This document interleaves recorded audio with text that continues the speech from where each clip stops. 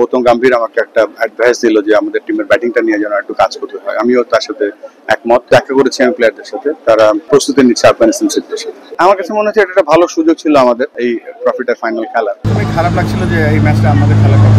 তারপরে আমি বলবো যে আমরা সেকেন্ড রাউন্ডে যেভাবে এসেছিলাম এবং শ্রীলঙ্কার সাথে যেভাবে জিতেছিলাম, ইন্ডিয়া পাকিস্তান দুটো ম্যাচই আমাদের জেতা উচিত ছিল, বাট আমরা জিততে পারিনি।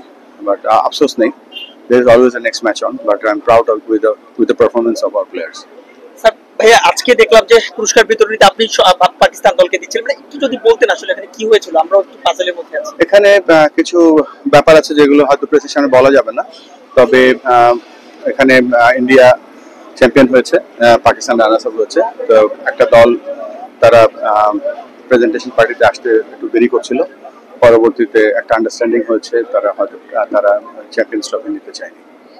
ট্রফিটা কিভাবে নেবে তারা, বা সেটা বোর্ডের সাথে আলোচনা চলছে এসএসসি, এবং সেই মিটিংটা হয়তো আরো কিছুক্ষণ পরেই শুরু হবে, সেখানে আমি উপস্থিত থাকবো। তো চেষ্টা করবো আমরা যারা জয়ী হয়েছে তাদেরকে ট্রফিটা পৌঁছে দেবো।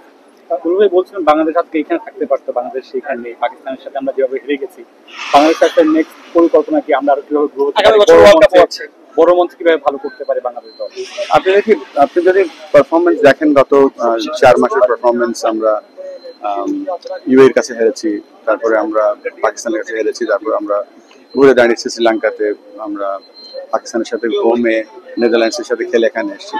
তবে এটা আমি মনে করি যে আমাদের এখানে আয়ারল্যান্ড আফগানিস্তান সিরিজ আছে, আমাদের সবকিছু মিলিয়ে 26-এর যে বিশ্বকাপ আছে তার একটা ভালো প্রস্তুতি হয়েছে। আর এটাও আমাদের জানা উচিত যে আমরা যেন কিছু মিস্টেক করছি, এই মিস্টেকগুলো যদি আমরা ওভারকাম না করি, আমরা ইমপ্রুভমেন্টের যে ধারা আছে সেটা ব্যাহত হবে।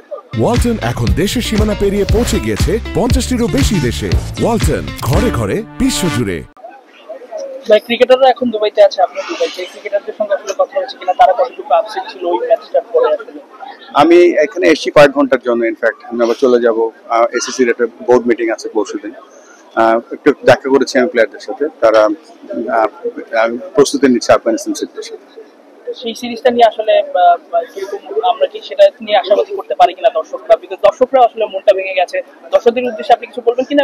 আমার কাছে মনে হচ্ছে এটা একটা ভালো সুযোগ ছিল আমাদের এই ট্রফিটার ফাইনাল খেলার, এবং সেই যোগ্যতাটাও ছিল আমাদের। তারপরেও আমাদের সামনের দিকে এগিয়ে যেতে হবে। দলটা নতুন, এবং নতুন দলটা প্রত্যেকদিনই উন্নত করছে। তবে এইমাত্র গৌতম গম্ভীর আমাকে একটা অ্যাডভাইস দিল যে আমাদের টিমের ব্যাটিংটা নিয়ে যেন একটু কাজ করতে হয়। আমিও তার সাথে একমত যে আমাদের ব্যাটিংটা নিয়ে কাজ করা উচিত।